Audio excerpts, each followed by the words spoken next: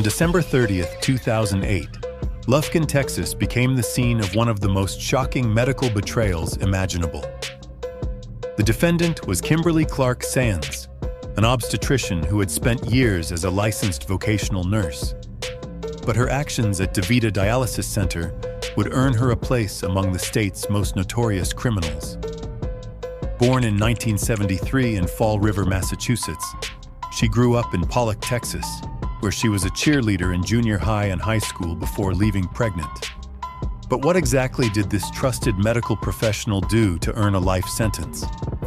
Between April and November 2008, Sands systematically injected bleach into dialysis patients' lines, causing 5 deaths and injuring 5 others. The scheme was sophisticated and cruel, with forensics later detecting chlorotyrosine in victims' blood. She targeted vulnerable patients who depended on her care, exploiting their trust in the most unthinkable way. Sands had a history of drug addiction, stealing prescription medications like Demerol, and had been fired from multiple healthcare jobs. Her pattern of behavior included arrests for intoxication and domestic disturbances. She had obtained her vocational nursing license from Angelina College, but her career was marked by instability and substance issues. The investigation began when medical staff noticed an unusual spike in cardiac emergencies during Sands' shifts. Witnesses reported seeing her making injections, and computer searches on her devices revealed searches for bleach poisoning. The forensic evidence was groundbreaking, using new techniques to detect chlorotyrosine in victims' blood. During her 18-day trial, the prosecution painted a picture of a healthcare worker who had turned her medical knowledge into a weapon. One victim's daughter testified, "You are nothing more than a psychopathic serial killer. I hope you burn in hell." The jury deliberated and found her guilty on multiple counts. Sands received life without parole plus 60 years. Her appeal was denied in 2015, and she currently resides at the Patrick O'Daniel Unit in Gatesville, Texas. The next case would reveal how deception could reach even deeper levels. Jennifer Faith. On October 9, 2020, Dallas, Texas witnessed what appeared to be a random act during a morning walk. The defendant was Jennifer Faith, who orchestrated her husband's elimination through an elaborate deception involving fake tales and financial manipulation. What seemed like a loving wife's tragedy would soon reveal one of the most calculated schemes in Texas criminal history. But what drove this seemingly devoted spouse to orchestrate such a devastating betrayal? Faith had convinced her boyfriend Darren Lopez to carry out the act by sending him fabricated emails and text messages claiming her husband Jamie was harming her. The deception was elaborate, involving fake screenshots and manufactured evidence of physical mistreatment. She even used a GoFundMe campaign established for her husband's funeral expenses to pay Lopez for his actions. Born around 1973, Faith was described as manipulative in relationships, with a pattern of deceptive behavior. Her marriage to Jamie appeared stable from the outside, but she had rekindled a relationship with Lopez. The financial motive was substantial.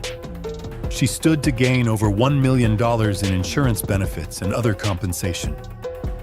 The investigation unraveled when authorities discovered the extensive digital trail of communications between Faith and Lopez. Email records and financial transactions revealed the elaborate scheme, including Faith's use of donated funds to pay Lopez. The evidence showed months of planning and manipulation. Faith's behavior during the investigation raised suspicions.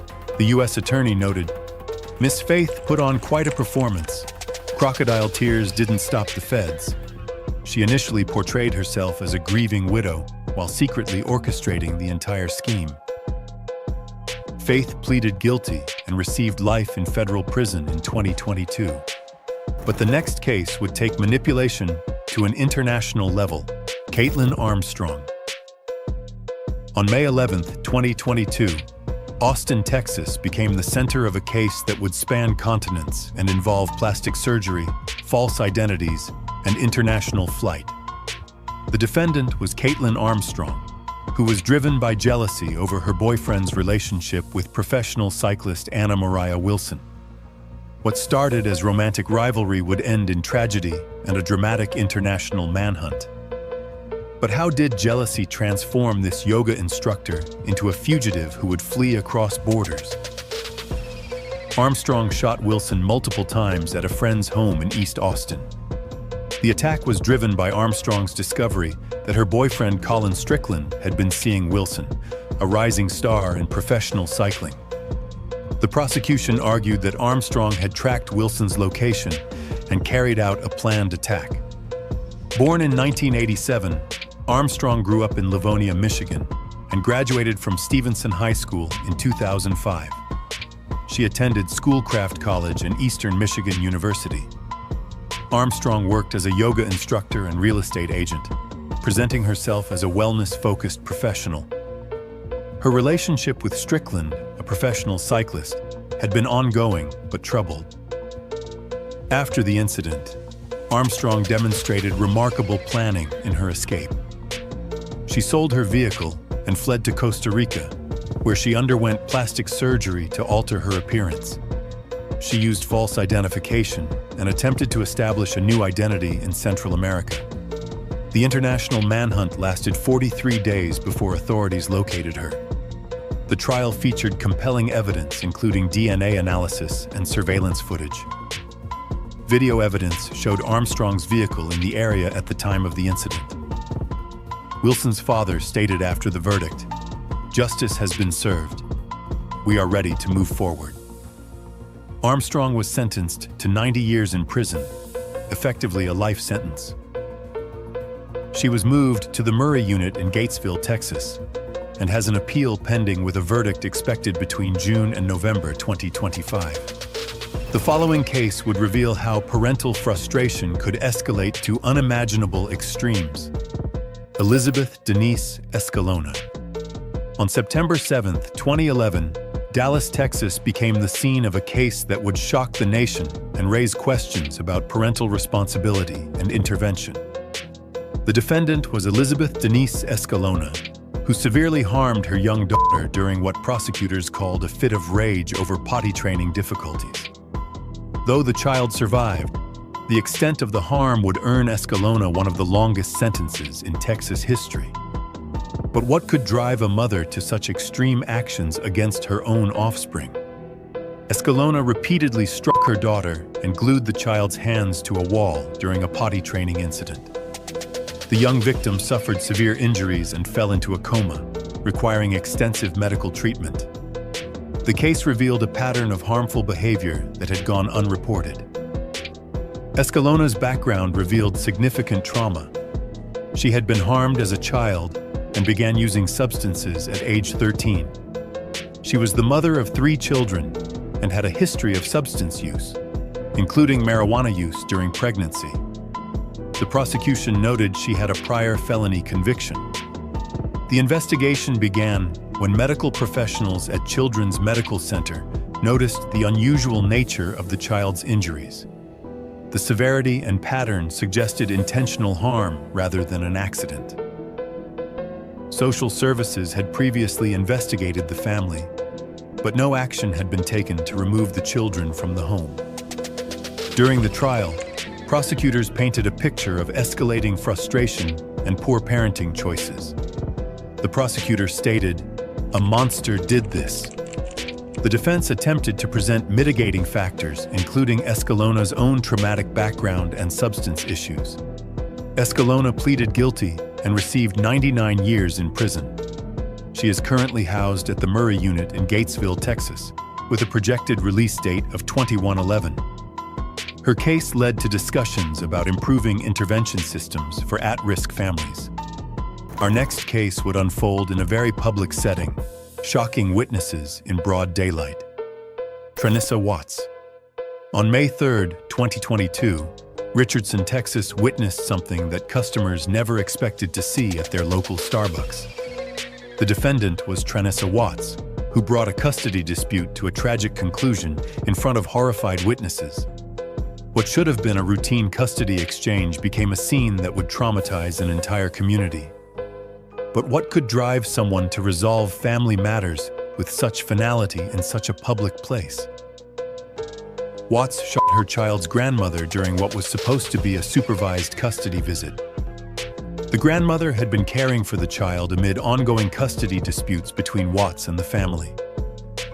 Witnesses described the terror as the incident unfolded in the busy coffee shop, with customers fleeing for safety. Watts was initially found incompetent to stand trial, which delayed proceedings for mental health evaluation. This competency issue highlighted underlying mental health challenges that may have contributed to the escalation of family tensions.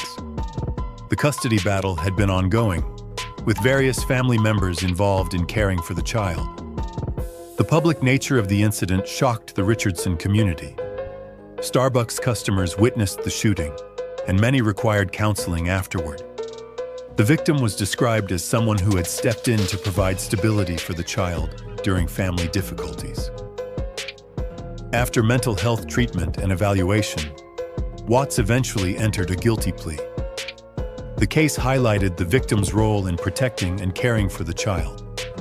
The prosecution emphasized how the grandmother had been trying to provide a safe environment for the child when her life was taken. Watts was sentenced to 60 years in prison in 2024. Her case raised awareness about the need for better mental health resources in family court proceedings and the importance of supervised custody exchanges in neutral locations. The next case would show how fear of consequences could lead to even more devastating choices. Shanta Jawan Mallard. On October 26, 2001, Fort Worth, Texas became the setting for one of the most disturbing hit-and-run cases in American history. The defendant was Shanta Jawan Mallard, who struck a homeless man with her car while intoxicated, and then made a decision that would horrify the nation. What started as a tragic accident became something far more sinister due to the choices made afterward. But how could someone leave another human being to suffer for days when help was just a phone call away? Mallard hit Gregory Glenn Biggs with her Chevrolet Cavalier while under the influence of ecstasy, marijuana, and alcohol. Biggs crashed through her windshield and became lodged there, still alive but severely injured. Instead of seeking help, Mallard drove home with Biggs trapped in her windshield and parked in her garage, leaving him to die over the course of several days.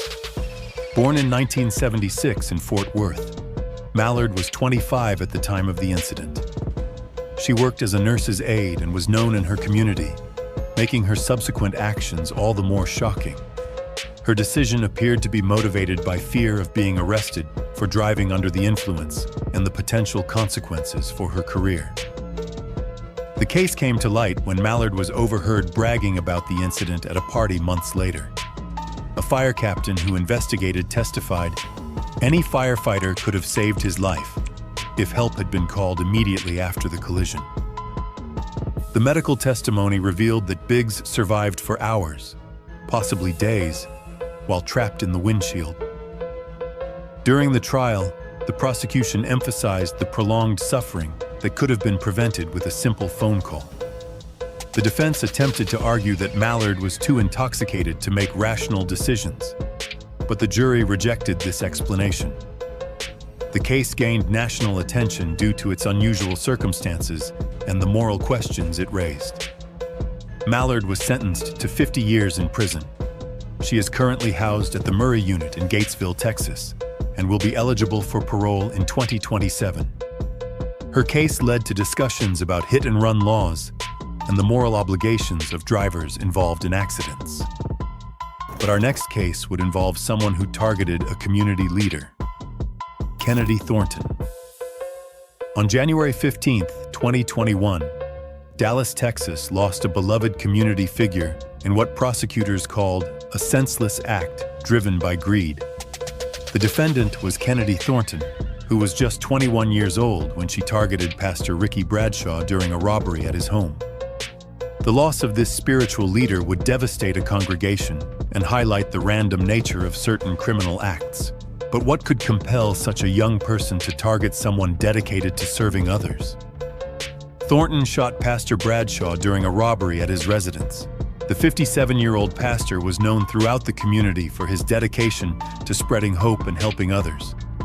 The attack appeared to be motivated purely by financial gain, with no personal connection between the perpetrator and victim. Limited details are available about Thornton's background, but court records show she was very young when she committed this crime. The case highlighted concerns about youth involvement in serious criminal activity and the factors that lead young people to make such devastating choices. The randomness of the target selection made the case particularly troubling for the community.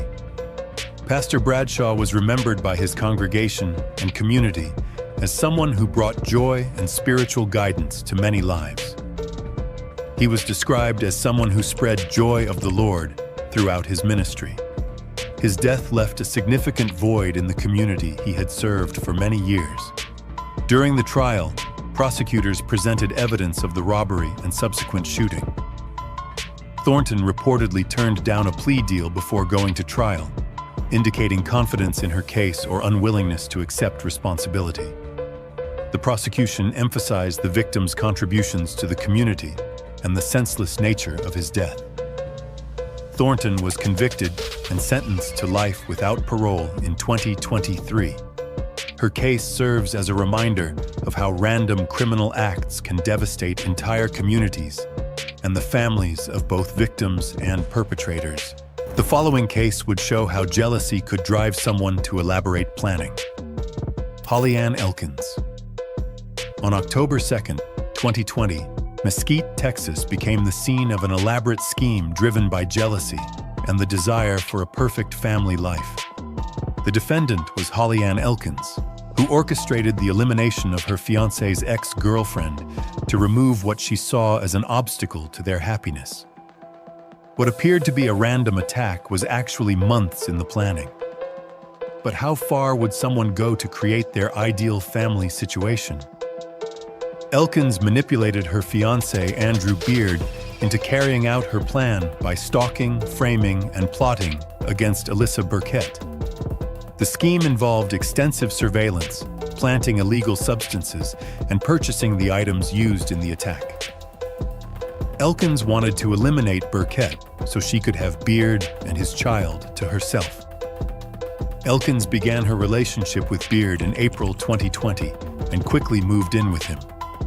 Her jealousy over Beard's relationship with his ex-girlfriend and their shared custody arrangement consumed her thoughts. Text messages revealed her hatred toward Burkett and her desire to remove her from their lives permanently. The investigation revealed months of planning and manipulation. Elkins had stalked Burkett, planted contraband in her car, and purchased the items used in the attack. She used her influence over Beard to convince him to carry out her plan, showing remarkable manipulation skills.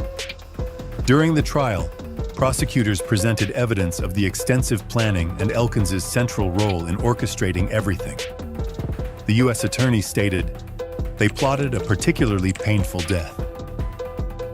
Text messages showed Elkins's frustration and derogatory language toward the victim. Elkins was sentenced to 2 life terms in 2024. Her case demonstrated how jealousy and the desire for control could drive someone to elaborate planning and manipulation of others. Our next case would involve someone willing to silence a potential witness. Kimberly Cargill. On June 18, 2010, White House, Texas witnessed what prosecutors would later describe as one of the most calculated acts in the state's criminal history. The defendant was Kimberly Cargill, who eliminated her babysitter to prevent testimony in an upcoming custody case. The lengths to which someone would go to maintain custody would shock even seasoned investigators. But what could drive a mother to such extreme measures to keep her family together? Cargill killed Cherry Walker to prevent her from testifying about suspected harm in an upcoming custody hearing. Walker had been caring for Cargill's son and had observed concerning behaviors that she was prepared to report to authorities. Cargill saw Walker's potential testimony as a threat to maintaining custody of her children. Born in 1966 in Mississippi, Cargill had experienced significant trauma as a child, including inappropriate contact at age 11 by a family member. She had been married 3 times and had 4 sons, with a pattern of problematic behavior toward family members. Her history suggested someone who struggled with relationships and control.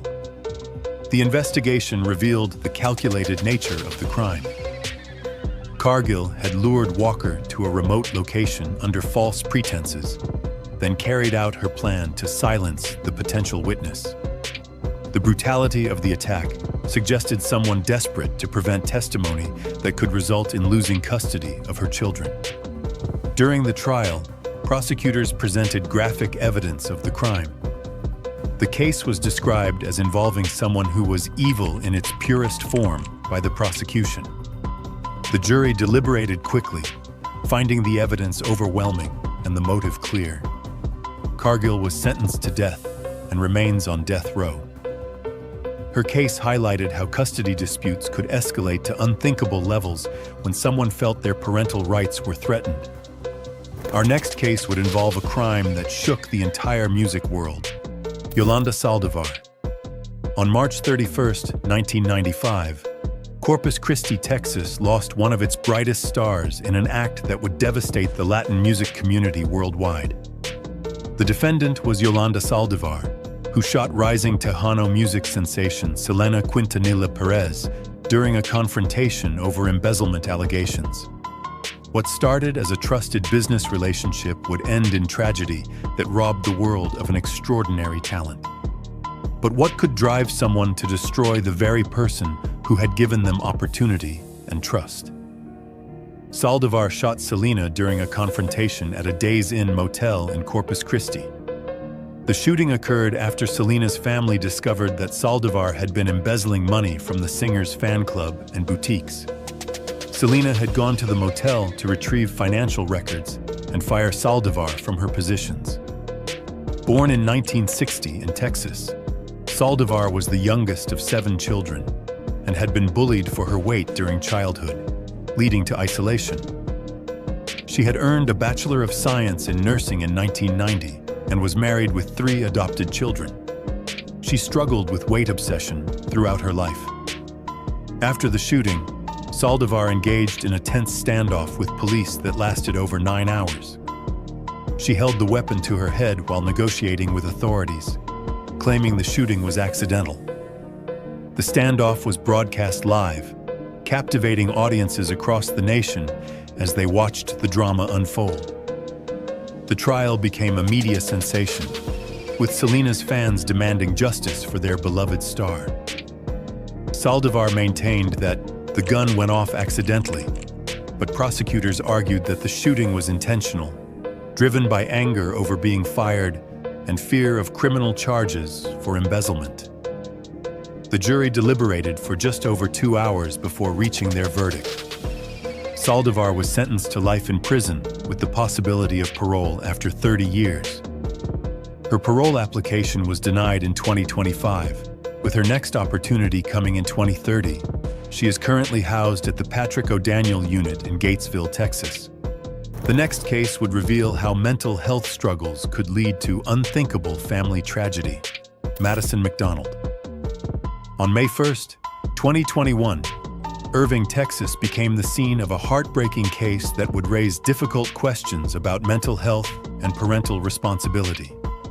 The defendant was Madison McDonald, who ended the lives of her 2 young daughters after sedating them. What appeared to be a loving mother's protection of her children would reveal a mind consumed by delusions and paranoia. But what could drive someone to believe that such drastic action was necessary to protect those they loved most?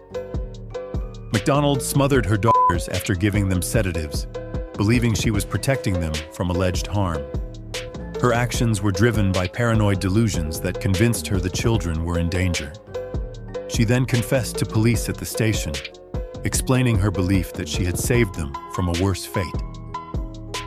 McDonald had a history of mental health struggles, including bipolar disorder, schizophrenia, and paranoia. She had been hospitalized for mental health treatment in 2020. The fathers of her children testified about her delusions and concerning behavior leading up to the tragedy. The case highlighted the complex intersection of mental illness and criminal responsibility. McDonald's defense team attempted an insanity plea, arguing that her severe mental health conditions prevented her from understanding the nature of her actions. One father testified that she was a good mom initially, but had deteriorated mentally over time. The prosecution successfully argued that despite her mental health issues, McDonald understood the consequences of her actions. The jury rejected the insanity defense after hearing extensive testimony about her mental state and the events leading to the tragedy. The case sparked discussions about mental health resources for parents and early intervention systems. McDonald was sentenced to life without parole in 2023. Her case remains a tragic example of how untreated mental illness can lead to devastating consequences for entire families. But the following case would show how jealousy could turn deadly in unexpected ways. Lisa Dykes. On October 5, 2020, Dallas, Texas witnessed a crime driven by jealousy within an unconventional relationship arrangement. The defendant was Lisa Dykes, who was involved in a polyamorous relationship that would turn fatal when jealousy overtook reason. What started as an alternative lifestyle choice would end in international flight and a life sentence. But how could someone in an open relationship become so consumed with jealousy that they would resort to ending a life? Dykes stabbed Maricela Botello to death in a jealous rage over her boyfriend's relationship with the victim. The attack occurred in bed while Botello was visiting Dallas. Dykes was part of a polyamorous relationship with her wife and boyfriend, but couldn't handle sharing him with Botello. Dykes was married to Nina Morano, and both women were involved with Charles Beltran in their polyamorous arrangement. When Beltran brought Botello home, Dykes' jealousy consumed her. After the attack, Dykes and her wife fled to Cambodia in an attempt to escape justice. The international manhunt and eventual extradition brought attention to the case. Dykes' flight to Southeast Asia demonstrated premeditation and consciousness of guilt. Her wife Morano helped dispose of the body, showing how the crime involved multiple participants. During the trial, Dykes took the stand and denied involvement despite overwhelming evidence. The prosecution presented evidence of her jealous behavior and the methodical cover-up. Botello's brother spoke about the senseless nature of the crime, saying there was no reason at all for his sister's death. Dykes was sentenced to life plus 20 years in 2023. Her case highlighted how jealousy could destroy lives even within supposedly open relationships, and how some people would go to extraordinary lengths to avoid consequences. The next case would involve someone trusted with a child's care, Teresa Ray Balboa. On May 27, 2021, Houston, Texas became the center of a missing person case that would reveal a horrific truth about someone entrusted with a child's safety. The defendant was Teresa Ray Balboa, who was dating the father of young Samuel Olson when tragedy struck. What appeared to be a caring stepmother figure would prove to be something far more dangerous. But what could drive someone to harm a child they were supposed to protect and nurture? Balboa beat Samuel to death with blunt force trauma, then hid his body in a motel room. The attack was brutal and sustained, resulting in fatal injuries to the young boy. After the attack, she attempted to cover up the crime by concealing the body and initially reporting him missing. The investigation began when Samuel was reported missing, triggering a massive search effort throughout the Houston area. The case broke when authorities received a tip that led them to discover Samuel's body. The discovery revealed the brutal nature of what had occurred and the elaborate cover-up attempt. Limited details are available about Balboa's background, but her relationship with Samuel's father placed her in a position of trust and authority over the child. The case highlighted the vulnerabilities children face when new romantic partners enter family situations without proper vetting or oversight. During the legal proceedings, Balboa eventually entered a guilty plea rather than face trial. The victim's mother expressed dissatisfaction with the sentence, stating, "This is not justice for what happened to her son." The case sparked discussions about protecting children in blended family situations. Balboa was sentenced to 52 years in prison with the possibility of parole after 26 years in 2023. Her case serves as a reminder of the importance of protecting vulnerable children from those who might harm them. Our next case would bring family conflict to a deadly conclusion. Caitlin Bailey. On September 29, 2024, Rendon, Texas witnessed a family dispute that would end in unthinkable tragedy. The defendant was Caitlin Bailey, who was 25 years old when a disagreement over money and a vehicle escalated to deadly consequences. What should have been a routine family discussion became a scene that would destroy multiple generations. But what could drive someone to turn on their own family members over material possessions? Bailey shot and killed her mother Sherry, age 60, and her grandmother Bertha, age 84, during an argument about money and a vehicle. The shooting occurred in the family home where multiple generations had been living together. The dispute apparently centered on financial matters and access to transportation. The case became particularly tragic due to a 911 call made by Bailey's dying mother. Her mother's final words on the emergency call were, "My daughter shot me," providing crucial evidence about what had occurred. This dying declaration would prove essential in the prosecution's case against Bailey. Bailey lived with her family in Rendon, and the multi-generational household had apparently been experiencing tensions over money and resources. The victims were described as family members who had been trying to provide support and stability. The grandmother's advanced age made the crime particularly shocking to the community. After the shooting, Bailey was arrested and eventually confessed to the crimes. Her confession provided details about the family argument that preceded the shooting.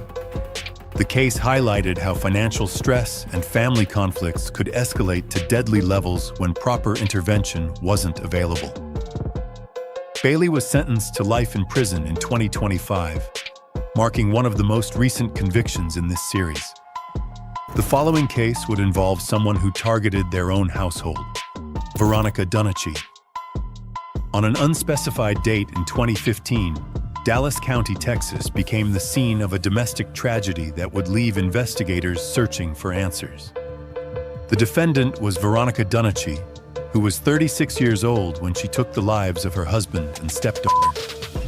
The case would raise questions about mental health crises and their devastating potential consequences. But what could drive someone to turn on their own family members in such a devastating way?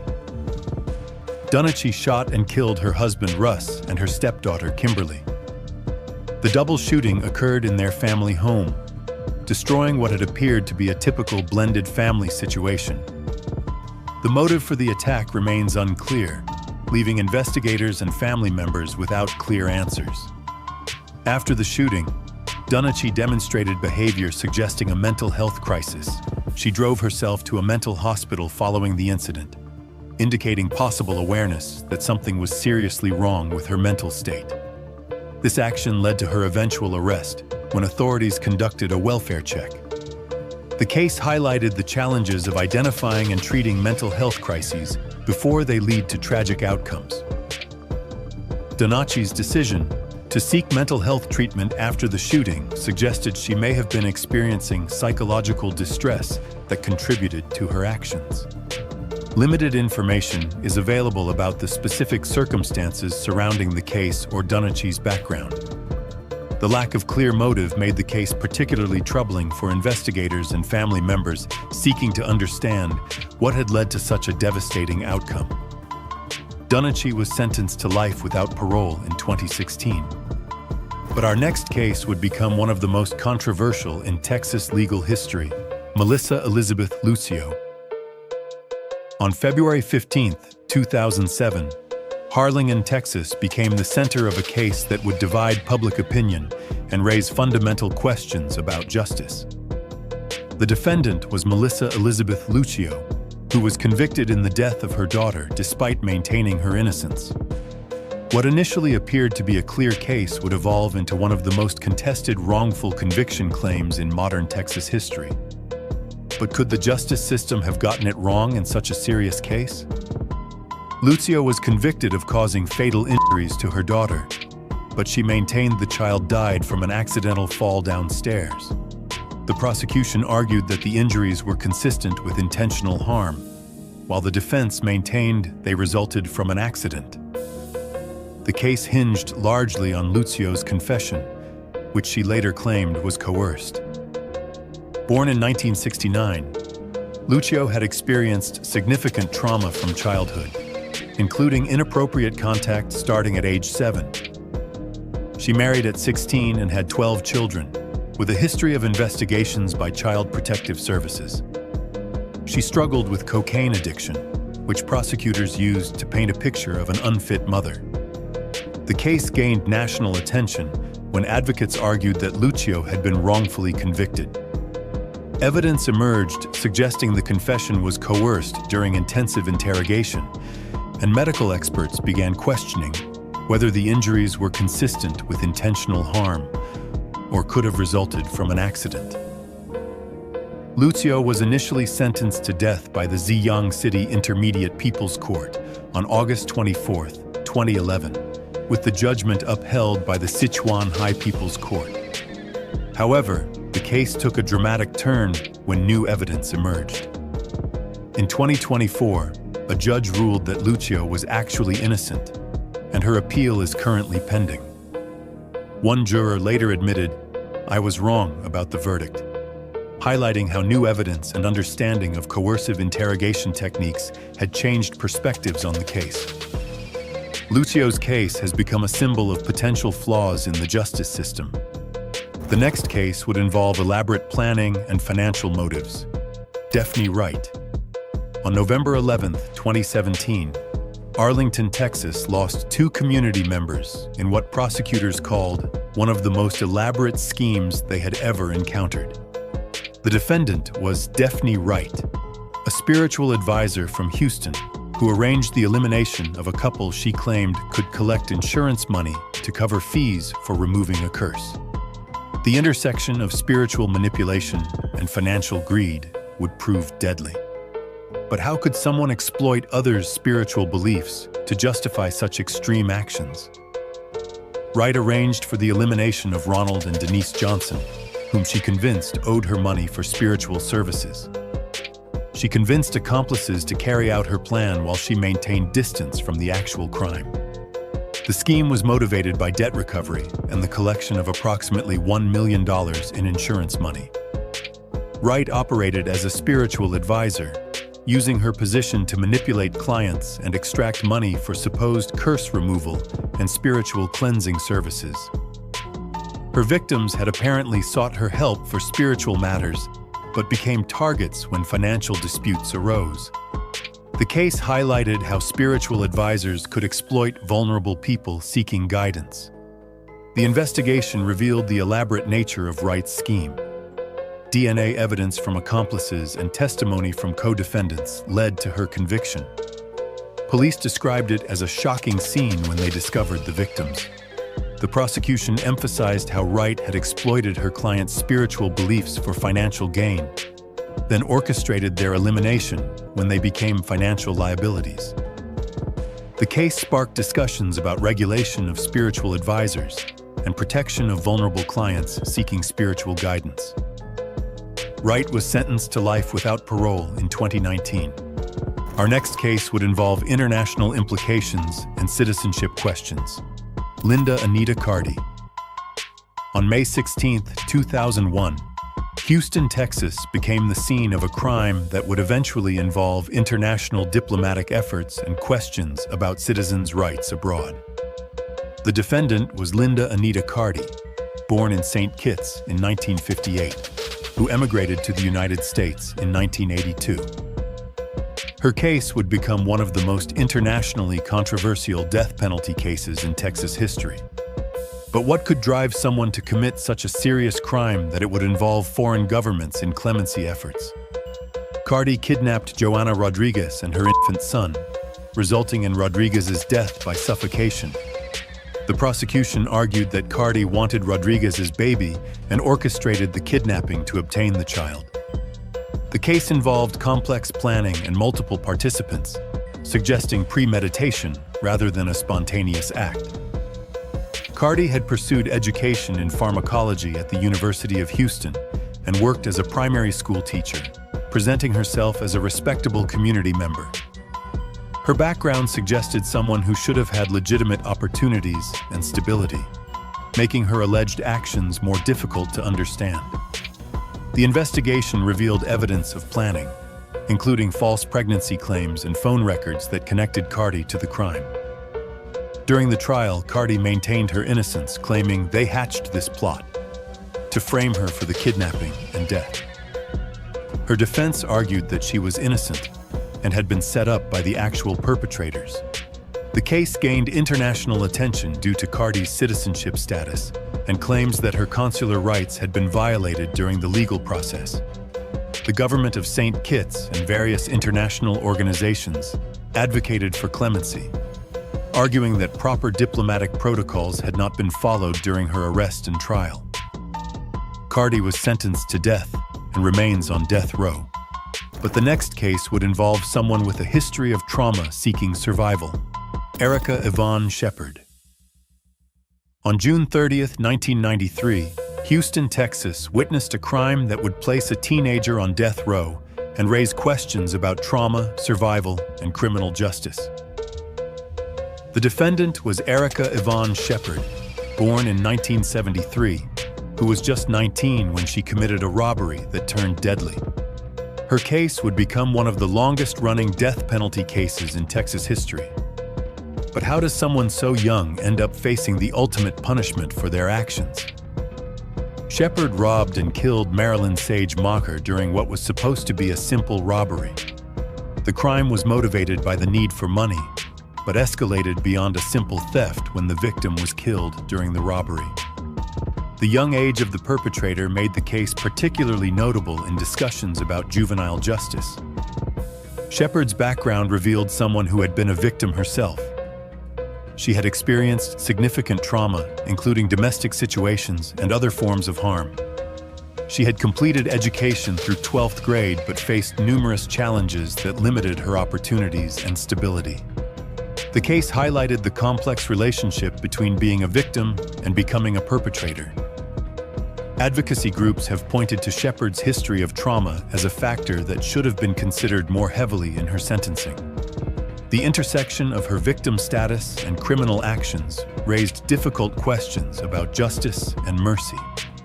Limited details are available about the specific circumstances of the crime, but the prosecution successfully argued for the death penalty despite Shepard's young age and traumatic background.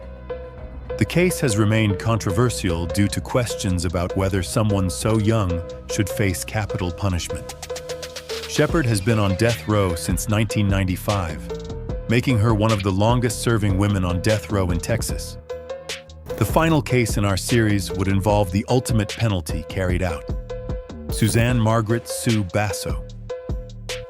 On August 25, 1998, Harris County, Texas witnessed what prosecutors called one of the most heinous crimes in the state's history. The defendant was Suzanne Margaret Basso, born in 1954 in New York, who orchestrated the torture and death of a mentally disabled man for insurance money.